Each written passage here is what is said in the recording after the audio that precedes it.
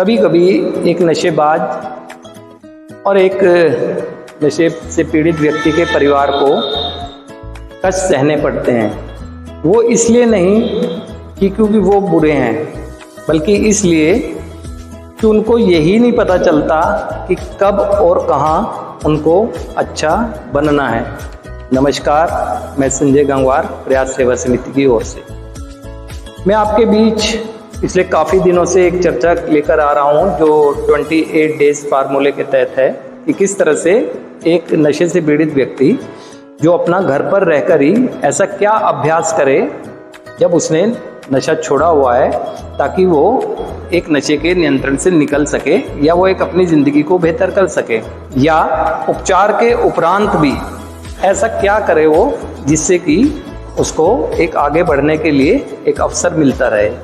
देखा ये जाता है कि जब जब व्यक्ति कोई नशे से दूर रहता है तो वो भी और कहीं ना कहीं उसका परिवार भी, जब जब वो सामाजिक गैदरिंग या कहें कि सोशल गैदरिंग या किसी लोगों के संपर्क में आता है तो अपनी वास्तविकता को छिपाने के लिए परिवार भी ऐसा करता है और पीड़ित भी ऐसा करता है। वो अपनी वास्तविकता को छिपाने के लिए बहुत अच्छा बनकर दिखाते हैं। परिवार भी एकमात्र नशा छोड़े रखने को एक लोगों के साथ संपर्क में जब भी उसके प्रति वार्तालाप होता है तो बताते हैं कि बहुत अच्छा है और बहुत अच्छे से कर रहा है, जबकि वास्तविकता से वाकिफ होते हैं। ऐसे ही नशे से पीड़ित व्यक्ति भी। तो इससे क्या होता है कि जाने अनजाने में ही सही जो वो ये कर रहे हैं ना, वो अपनी वास्तविकता से ही दूर होते जाते हैं और अपने आप को वही मानने लगते हैं जो वो दिखा रहे हैं लोगों को। इससे क्या होता है, एक समय बाद जैसे सिचुएशन कोई आती है तो जो उनकी वास्तविकता है, यानी जो नकारात्मकता उनके अंदर थी जिसको वो एक्सेप्ट नहीं किया था, केवल दिखावे की शैली से ढका था, वो निकल कर आती है और दुर्भाग्यपूर्ण तरीके से वो फिर नशे में चला जाता है। परिवार को पता ही नहीं चलता होता है कि ऐसा हो कैसे गया। वो इसीलिए होता है क्योंकि उसकी वास्तविकता से उसे परिचय ही नहीं कराया गया। वो एक दिखावे की शैली से लोगों के बीच में एक अपनी जगह बनाने की कोशिश कर रहा होता है और ये कहीं हद तक, काफ़ी हद तक परिवार का भी इसी तरह से तौर तरीका रहता है। और करना क्या चाहिए, जब भी एक पीड़ित व्यक्ति नशा की उसकी इच्छा आई कि मुझे नशा छोड़ना है और वो नशा उसने बंद किया हुआ है, तो परिवार को उसके साथ एक स्वस्थकारी वार्तालाप करना चाहिए। ये नहीं कि जो पास्ट में हो गया उसको कहे, जो अब है आज के दिन उस पर उसको कहना चाहिए कि कौन कौन सी उसके अंदर ऐसी चीज़ें हैं जिस पर को वो नियंत्रण करने के लिए कौन कौन से साधनों का उपयोग करे। अपनी वास्तविकता से बिल्कुल भागे ही ना। अगर एक डॉक्टर के पास आप जो समस्या हो गई है उस समस्या को छिपाकर कुछ और बताएंगे तो वो तो वैसे ही ट्रीट करेगा, समस्या तो आपके अंदर वैसे ही बनी रहेगी। ठीक इसी तरह से आपने अब करना क्या चाहिए, अपनी वास्तविकता को खुद से स्वीकार करें। जरूरी नहीं कि लोगों को बताएं, लेकिन खुद से स्वीकार करें जो उसकी वास्तविकता है।